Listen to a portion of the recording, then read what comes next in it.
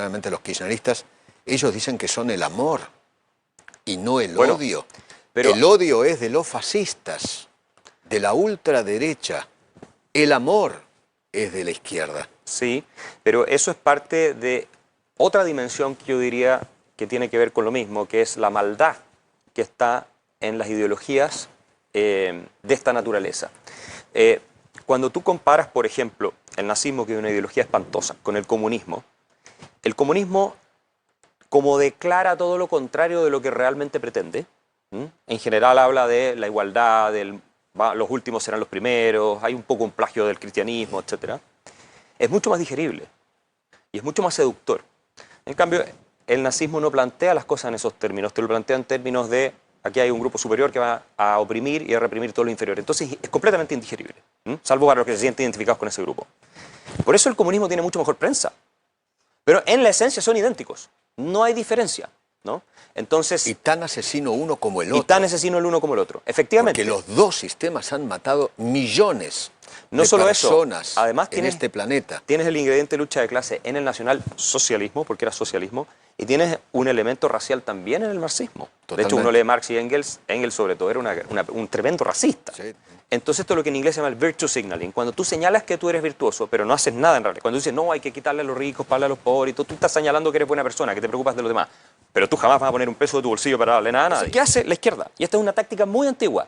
Al que no es fascista, lo atacan de fascista, pero los fascistas realmente son ellos.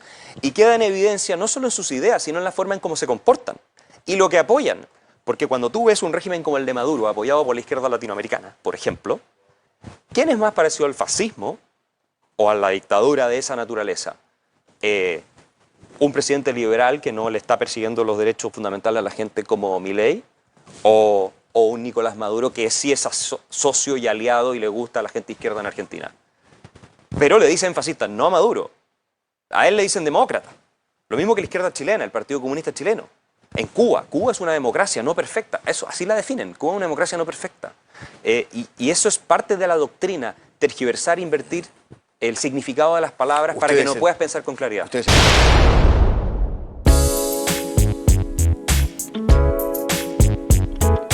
presidente Milei, en uno de los últimos actos, nombró un libro y un autor, y lo dijo de esta manera.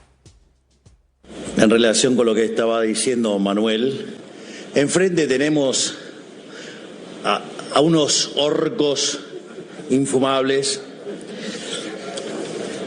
como bien dice, que me encantó la terminología de ese gigante que es parte de la Fundación Faro, que es Axel Kaiser, parásitos mentales, es decir, y tienen la cabeza llena de todas las porquerías malas que por algo, digamos, el país en los últimos 100 años se ha hundido como se hundió. En relación con lo que esto causó, la verdad, un revuelo aquí en el kirchnerismo, en el cuquismo, como dice el propio presidente, o los orcos, como lo llama el presidente Milei. Y el gigante está acá con nosotros, según el presidente Milei, el gigante Axel Kaiser. ¿Qué tal? ¿Cómo le va? ¿Cómo Muy bien, gracias. Gracias por la invitación. Autor de varios libros, ¿no? Uno estaba viendo El odio a los ricos, el libro de Asgalard y El engaño populista, entre otros. Sí, ¿no? Varios más. Sí, hay varios más.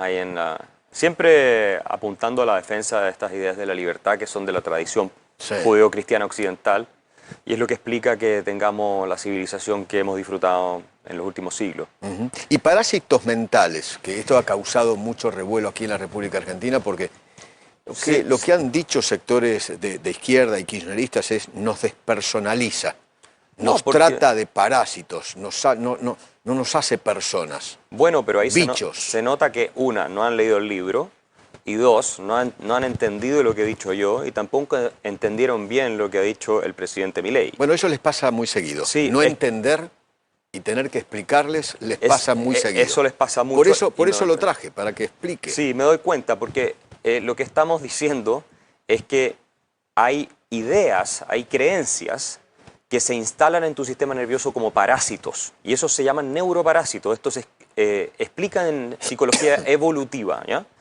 Y muchas de esas creencias tú las encuentras en grupos políticos como el kirchnerismo, en grupos fascistas, en grupos comunistas, en distintos grupos. ¿Ah? ¿Y qué es lo que los motiva? Bueno, estos neuroparásitos que les impiden ver la verdad, les impiden pensar racionalmente y los condicionan a reaccionar de manera violenta. Y de eso estoy hablando como marco teórico en el libro, pero no es que estemos diciendo que ellos que la persona no sea son un seres parásito. humanos, ellos son Claro. seres humanos Ok. cuya mente está infectada por estos parásitos. Pero hey, se pueden desparasitar y pueden pasar a ser personas racionales y normales que adoren la verdad y que quieran estar del lado de la paz y de la libertad. Eso puede ocurrir, ha habido casos así. ¿Y cómo se desparasita? Bueno, ¿Con qué ideas? teniendo ganas de abrazar la verdad, la evidencia, la lógica, de deshacerse del odio, ¿no? Del resentimiento, de la envidia, del rencor, del afán de venganza y abrazando básicamente una actitud constructiva de amistad cívica, pacífica y de colaboración, que es lo único que nos saca adelante. Nosotros sabemos que los seres humanos somos capaces de una gran destrucción, es evidente, pero si estamos inspirados por las ideas correctas, somos capaces de lograr cuestiones realmente admirables, como es toda la epopeya civilizatoria que hemos visto en los últimos siglos en Occidente. Entonces, esa es la manera de desparasitarse. Tú has tenido personas que han sido comunistas, partidarias del estalinismo y del castrismo, que se han vuelto liberales y que han sido grandes referentes intelectuales. Dmitry McCloskey, por ejemplo, Mario Vargas Llosa, por ejemplo, Douglas North fue comunista, premio Nobel de Economía después fue liberal. Friedrich Hayek, que lo citamos mucho nosotros, claro, un gran referente para nosotros, fue socialista en algún minuto, y son personas que como estaban comprometidas con la verdad, vieron los hechos y decidieron abandonar el socialismo. Thomas Sowell es otro, ¿no? Un afroamericano muy conocido en Estados Unidos, un intelectual economista. Entonces, ¿por qué no lo pueden hacer otras personas que están en la izquierda convencidas de que lo que hay que hacer es destruir el sistema y concentrar el poder en sus manos y aplastarnos los derechos? El parásito que se mete en la mente de esta gente, ¿qué es? ¿La mentira? ¿El relato? ¿Es eso? Son creencias. Por ejemplo, cuando tú te compras el parásito de la teoría del valor trabajo, la idea de que la ganancia del empresario, del capitalista, siempre es una pérdida del proletario, lo estoy simplificando, ¿ya? Sí. Cuando tú realmente te crees eso, tú vas a actuar, y esto lo... Y que el empresario, por ejemplo, es un chupasangre. Es un chupasangre, exacto. La idea de que el empresario es un chupasangre, tú lo ves ya en Karl Marx, es el que populariza esto. Él le da esta... Esto viene desde chiquito. Exactamente. Te van metiendo... Esto es de la esencia del pensamiento de izquierda. Entonces, eso justificaría, desde el punto de vista de ellos, la revolución violenta, porque en vista que estás en un sistema explotador que te deshumaniza y que te esclaviza, porque esa es la visión de esto, sí, claro, y te extrae a ti la ganancia para beneficiar a unos pocos, tú tienes el legítimo derecho de tumbar el sistema por la vía armada. Y esto fue predominante en América Latina en la década de los 60, en el tiempo de la Guerra Fría, digámoslo así, ¿no? Ahí tienes una idea de un parásito mental que te lleva a conductas que son tremendamente destructivas. También tienes el del patriarcado, que se ve en el feminismo hegemónico. Sí, claro. Que es terrible porque finalmente, cuando tú ves los estudios que yo muestro en la introducción del libro, estudios que no los inventé yo, digo, son de académicos bien conocidos, te muestran que las ideas progresistas generan patologías mentales. Eso es un artículo del Economist que yo cito en la introducción del libro, que hace un resumen de distintos estudios y se pregunta si los progresistas se están haciendo a sí mismos más tristes con su sistema de creencias. Y dice literalmente ese artículo del Economist, que yo cito en el libro, que efectivamente las personas de izquierda tienden a tener más depresión y problemas mentales que las personas que no. ¿Por qué? Porque abrazan una serie de ideas que te cargan de emociones muy negativas, te cargan de odio, te cargan de rabia, te cargan de frustración. Sin embargo, acá los sectores, estos sectores que son verdaderamente los kirchneristas, ellos dicen que son el amor y no el odio. Pero el odio es de los fascistas, de la ultraderecha. El amor es de la izquierda. Sí, pero eso es parte de otra dimensión que yo diría que tiene que ver con lo mismo, que es la maldad que está en las ideologías de esta naturaleza. Cuando tú comparas, por ejemplo, el nazismo, que es una ideología espantosa, con el comunismo como declara todo lo contrario de lo que realmente pretende, en general habla de la igualdad, los últimos serán los primeros, hay un poco un plagio del cristianismo, etc. Es mucho más digerible y es mucho más seductor. En cambio, el nazismo no plantea las cosas en esos términos, te lo plantea en términos de aquí hay un grupo superior que va a oprimir y a reprimir todo lo inferior. Entonces es completamente indigerible, salvo para los que se sienten identificados con ese grupo. Por eso el comunismo tiene mucho mejor prensa. Pero en la esencia son idénticos, no hay diferencia. ¿no? Entonces, y tan asesino uno como el otro. Y tan asesino el uno como el otro, efectivamente. Porque los dos sistemas han matado millones no de solo personas eso, además en este planeta. Tienes el ingrediente de lucha de clase en el nacionalsocialismo, porque era socialismo, y tienes un elemento racial también en el marxismo. Totalmente. De hecho, uno lee Marx y Engels sobre todo era un tremendo racista. Sí, tremendo. ¿no? Entonces, la verdad es que si uno no tiene un compromiso con la realidad, con las reglas de la evidencia, el sentido común y con ciertos principios, como el de igual respeto a la dignidad de las personas, vas a caer en esta ideología, en estos parásitos mentales, pero al mismo tiempo te vas a presentar como que tú fueras el bueno. Y ese es el problema de todo esto. Y nosotros los seres humanos somos muy sensibles a las señales que muestran virtuosismo de parte de otras personas. Entonces esto es lo que en inglés se llama el virtue signaling. Cuando tú señalas que tú eres virtuoso, pero no haces nada en realidad. Cuando dices, no, hay que quitarle a los ricos, pagarle a los pobres, y tú estás señalando que eres buena persona, que te preocupas de los demás. Pero tú jamás vas a poner un peso de tu bolsillo para darle nada a nadie. O te la llevas. O te la quitas como y te la llevas. Cristina Kirchner y compañía. Y te la robas. Pero los seres humanos caemos en ese engaño. Pero el que lo está diciendo, una de dos, o sabe perfectamente que está mintiendo, o algo peor todavía, ya no es capaz de distinguir la mentira de la verdad. Axel, ¿le puedo hacer escuchar al gobernador de la provincia de Buenos Aires? Y me gustaría si entra en la categoría de su libro, ¿no? Si tiene algún tipo de parásito mental diciendo esto. La modernidad inventó un mecanismo para suplir esta cuestión que se llama Estado. Se llama Estado y consiste en que la sociedad en su conjunto no mire con indiferencia, no abandone, sino que acompañe al que necesita. Necesita salud, educación, alimentos, remedios, infraestructura, universidad, y lo hagamos entre todos. Es muy fácil, no es egoísmo, no es individualismo, es solidaridad, es comunidad y también es soberanía. La modernidad. Ahora, le puedo asegurar que en la provincia de Buenos Aires no hay ni seguridad, ni salud, ni educación, ni servicios, ¿no? Claro, pero es que esto es exactamente lo que yo decía. Ahí lo que uno ve es un discurso que lo que busca es engañar. ¿Por qué? Porque como conecta con emociones muy fundamentales de los seres humanos, como son la solidaridad, la idea de que a nadie le falte nada, todas esas cosas, que son nobles en principio, por supuesto, pero como conecta con eso, se usan políticamente para que él, en este caso, pueda tener el poder concentrado en sus manos y pueda acceder al poder y todos los beneficios y privilegios que le da el poder. Una vez en el poder, lo que no hacen es resolver la salud, la seguridad, la educación y todo lo que están hablando ahí. Porque ¿qué hacen? Establecen sus estructuras, sus redes clientelares y se dedican muchas veces a robarse la plata. Y se probó en todas las culturas, el comunismo. Ahora, la derecha igual. También, en muchas oportunidades, terminó de la misma manera. Y termina robando. En dictaduras, en sangre, ¿no? También la derecha y la ultraderecha tienen sus relatos. Ha habido, bueno, se suele decir que, por ejemplo, el nazismo que era de derecha. Pero la verdad, cuando uno lo analiza en lo económico, era un sistema socialista controlado desde el Estado completamente, con la promesa de cosas como las que está diciendo ahí Kicillof. O sea, ¿Y Milei, cuando uno ve los discursos... ¿Y el presidente Milei es de derecha o de ultraderecha? Yo no lo pondría en ese campo porque es una persona que cree en la libertad, en el libertarianismo. La derecha suele asociarse más con ciertos instintos colectivistas cuando es esa derecha que hablan de ultra, que puede ser este nacionalismo, no el patriotismo, que es otra cosa, un nacionalismo no sano, sino un nacionalismo malsano, ¿no? El patriotismo es un nacionalismo sano. Y los liberales clásicos libertarios nunca nos hemos sentido demasiado cómodos estando en un lado o el otro. Como digo, a los nazis le decían de derecha y en la práctica eran exactamente lo mismo que los comunistas cuando gobernaban. No tenían ni una diferencia. Y en la esencia doctrinal tampoco tienen diferencia, más que un par de cosas marginales. Entonces, es muy difícil esa distinción. A Milei lo tildan de fascista. Es una estupidez. De autoritario. No, es una estupidez. De dictador. Bueno, lo tilda la gente izquierda que quiere ser dictador. Porque mira, yo creo que acá el mejor libro que se puede leer es Orwell. 1984.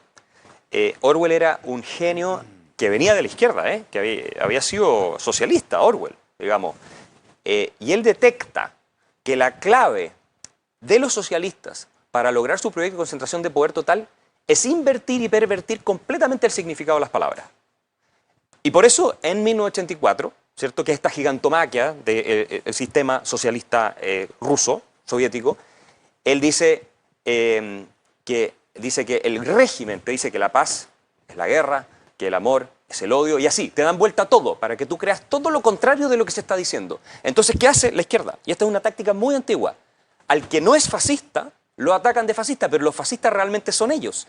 Y queda en evidencia no solo en sus ideas, sino en la forma en cómo se comportan y lo que apoyan. Porque cuando tú ves un régimen como el de Maduro, apoyado por la izquierda latinoamericana, por ejemplo, ¿quién es más parecido al fascismo o a la dictadura de esa naturaleza?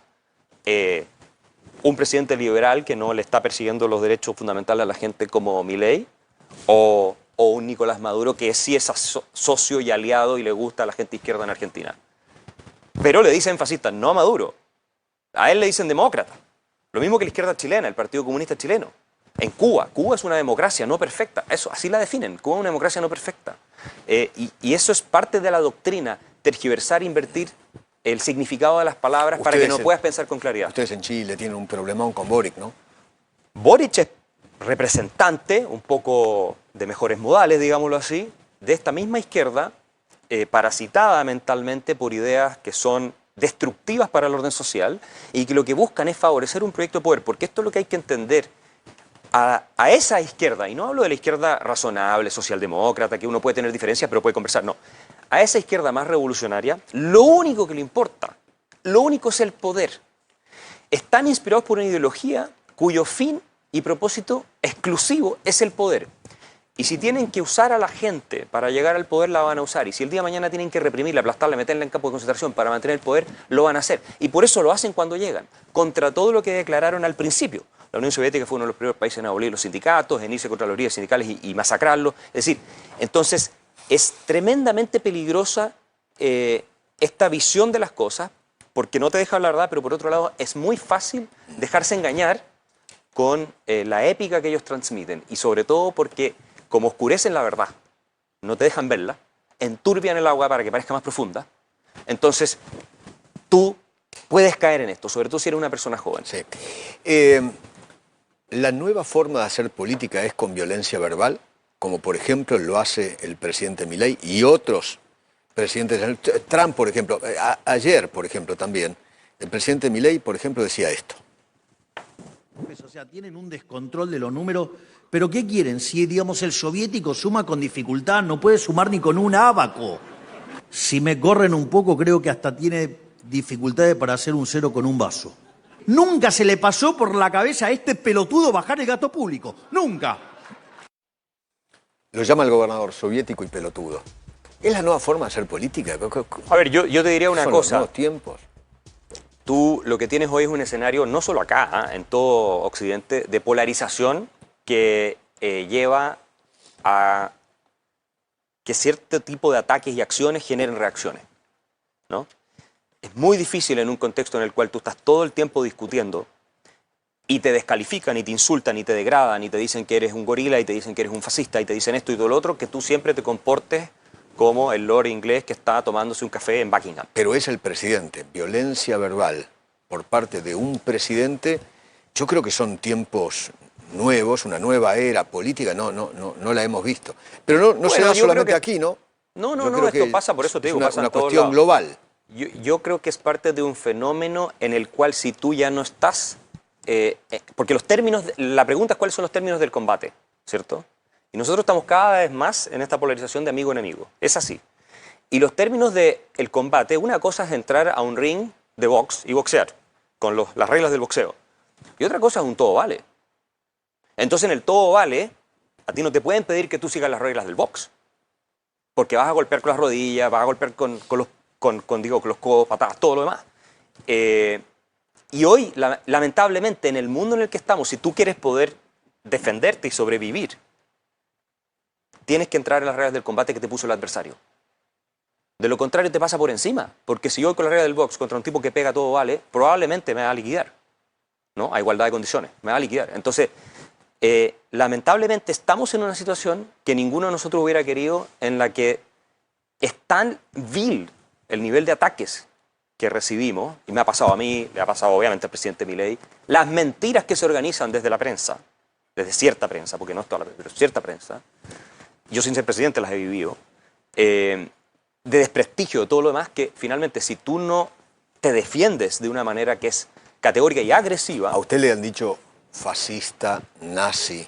No, a mí eso es lo de menos, eso es lo de menos, pero te hacen operaciones, te montan historias supuestamente para meterte en escándalos de los que tú no tienes absolutamente nada que ver ni sabes nada, te inventan que tú, qué sé yo, cuestionan tu carrera, o sea, todas estas maniobras indecentes que la verdad son operaciones políticas para destruir tu imagen. Destruir tu imagen. Entonces llega un punto en que tú también tienes que, sin caer en eso, porque eso nosotros no lo hacemos, nosotros no llegamos a ese nivel de estar mintiendo, ¿no? Y organizando campañas de difamación en contra de personas basadas en puras mentiras. Lo que sí hacemos es de pronto llamarlos pelotudos, porque la verdad es que son muy malas personas. Y también la gente que nos sigue y que no quiere que estos países terminen hundidos y explotando en hiperinflación, como iba a ser el caso de Argentina si no llega a Milei, la gente que nos sigue también espera que nos defendamos. Y que no seamos siempre el que está con el guante blanco, comportándose como si de nuevo estuvieras pretendiendo ser el yerno de la reina Isabel de Inglaterra. No, eso no es la realidad en la que estamos. Estamos en una lucha y la verdad, y esto cuesta admitirlo, duele decirlo, pero aquí no somos sociedades de amigos, somos sociedades de enemigos. Y el minuto en que los otros tienen el poder suficiente para aplastarnos, enviarnos al campo de concentración y liquidarnos físicamente, lo van a hacer, como lo han hecho en todos los lados donde han logrado tener ese poder. Nosotros nos salvamos por poco en Chile con el proceso constituyente, y eso es Chile, del año, hace un par de años atrás, que lo rechazamos. Si hubieran pasado esa constitución, yo me habría tenido Piñera en el poder. No, exactamente. Que se votó cuando Boric ya había asumido, ¿cierto? Pero ellos querían armar una dictadura izquierda en Chile. Y estaban en los artículos de la Constitución, ¿no? Intervenir las Fuerzas Armadas y todo eso. Y ese es el problema que tenemos. Si nosotros no somos categóricos defendiendo la libertad, no hay que ser tan ingenuos como para pensar que ellos, si tienen la oportunidad, no la van a destruir completamente. Axel, gracias por venir.